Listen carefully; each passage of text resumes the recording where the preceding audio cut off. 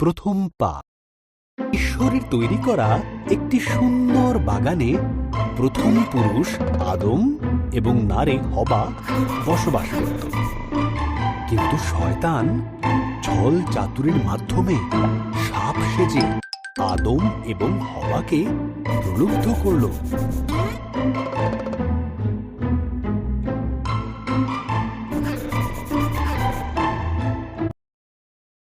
সাপ জিজ্ঞাসা করল, এইসব গাছগুলির থেকেই কি ফল খেতে ঈশ্বর তোমাদের বারণ করেছে?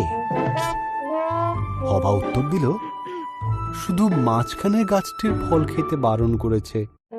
যদি খাই তাহলে মারা যাব। সাপ বলল, তুমি মারা যাবে না। ঈশ্বরের ওই গাছ থেকে ফল খেতে না দেওয়ার পেছনে বিশেষ কারণ আছে। যদি তুমি খাও তবে তার মতন হয়ে যাবে। তিনি যা জানেন তা তুমিও সব জানতে পারবে। হবা ফলটি খেল। সে তার সঙ্গে আদমকে কিছুটা ফল খেতে দিল।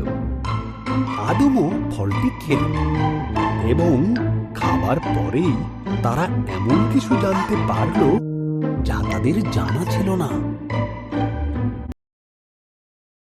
একটি বিষয় তারা জানতে পারল যে তারা উলঙ্গ ছিল। তারা পাতার বস্ত্র তৈরি করে নিজেদের লজ্জা ঢাকল। তারা আগে কোনোদিন ভয় বা লজ্জা পায়নি। তাই তারা বুঝল কিছু একটা ভুল হয়েছে।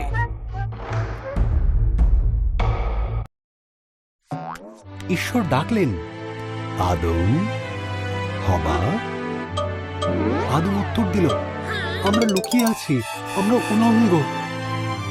ঈশ্বর দীর্ঘশ্বাস ফেলে বললেন, তোমরা ওই গাছের থেকে ফল খেয়েছ, তাই তোমরা জানো। তখন আদম হবাকে দোষ দিল, আর হবা সাপকে দোষ দিল।